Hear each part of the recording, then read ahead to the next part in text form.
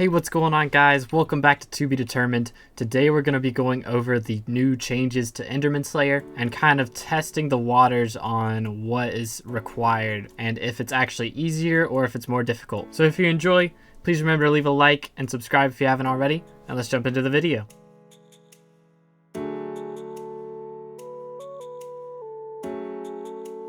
Alright, the first thing that I want to talk about is combat wisdom, because this is a new stat that has been added to your SkyBlock profile, as well as mining wisdom, farming, foraging, fishing, enchanting, and alchemy wisdom. Now, I currently have 57 combat wisdom, and I think that's partially because my Enderman pet gives me an additional 37.6% combat wisdom against Enderman. And you'll also notice that the wolf now gives 30 combat wisdom instead of an additional 30% combat experience, because they're actually the same thing. Wisdom is extra experience gained towards a certain skill. So that's just a little change. It's more of a rebrand on the way that we look at it, but it's the same thing. First, we're going to start off with a level 2 Voidgloom Seraph, which has been changed a little bit. It has 3 million less health. Its first shield activates at 8 million HP. Its second shield activates at 4 million HP. And it starts throwing out glyphs at 6 million HP. Now, generally, as of right now, I am using a Fabled Vorpal Katana with Ancient Final Destination and a Necrotic Helmet. But another thing that they nerfed besides the HP on the boss is the damage on this Vorpal Katana, as well as the Final Destination bonus, where it now gives 30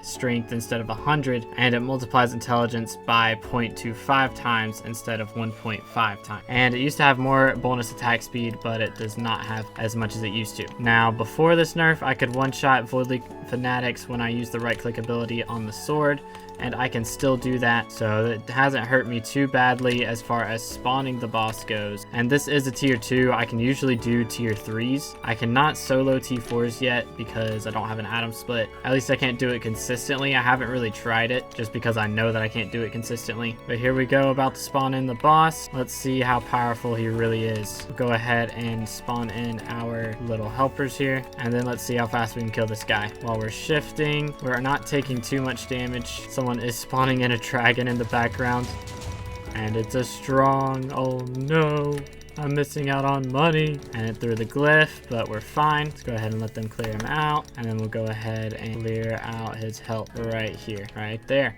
Alright, that wasn't too bad. We didn't really take too much damage, so that one wasn't a worry at all. Let's try a tier 3 now. I used to not really struggle with this guy too badly, especially with the accessory bag update and everything. That helped out quite a bit. Plus, having a decent mythic Enderman pet is of course going to help out quite a bit. And we still have the same defense as before, so really the only thing that we may struggle with is time, because his health got nerfed, but our damage got severely nerfed. So it's going to be interesting to see how we stand up against this guy. All right, here we go. The boss has spawned. Oh man, I'm noticing a major damage intake difference. He is not taking that much damage. He starts off at 50,000 or 50 million HP now, and he is not taking as much damage as he used to by any stretch. Holy. Plus, me not having as much mana is actually a problem. All right, now at 30 million HP, he starts throwing them out. I think it's 33 million actually. And then once he gets down to 16 million, he'll start throwing out his Yang glyph, or the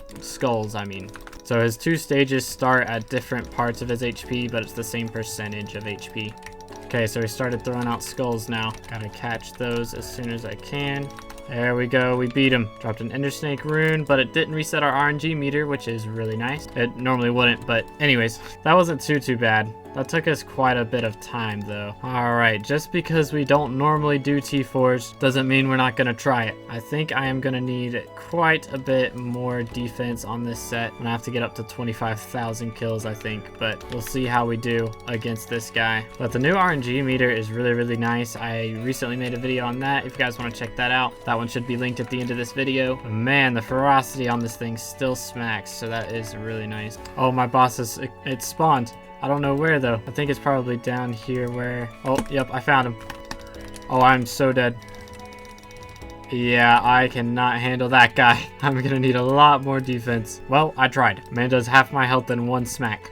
but I don't think that's abnormal to what was happening before, because they didn't change the defense or the damage dealt by the Enderman. The main thing is, I think it is a slight damage decrease towards Enderman, but they also buffed the Ender Dragon pet, so it actually will deal at level 100 200% more damage to end mob. However, it used to be multiplicative as far as how much damage it did up to 25% damage multiplied. Now it's 200% damage added. So I don't have an Ender Dragon pet, but that sounds like a buff to me. But I'm gonna go get some more kills on this Final Destination set so I can actually not get clowned on my own YouTube channel by a tier 4 Enderman. Those were all the changes to Enderman Slayer. If you guys did enjoy today's video, please remember to leave a like and subscribe if you haven't already. Let me know what other update video ideas you'd like to see in the comments below, and I'll see y'all in the next one. God bless.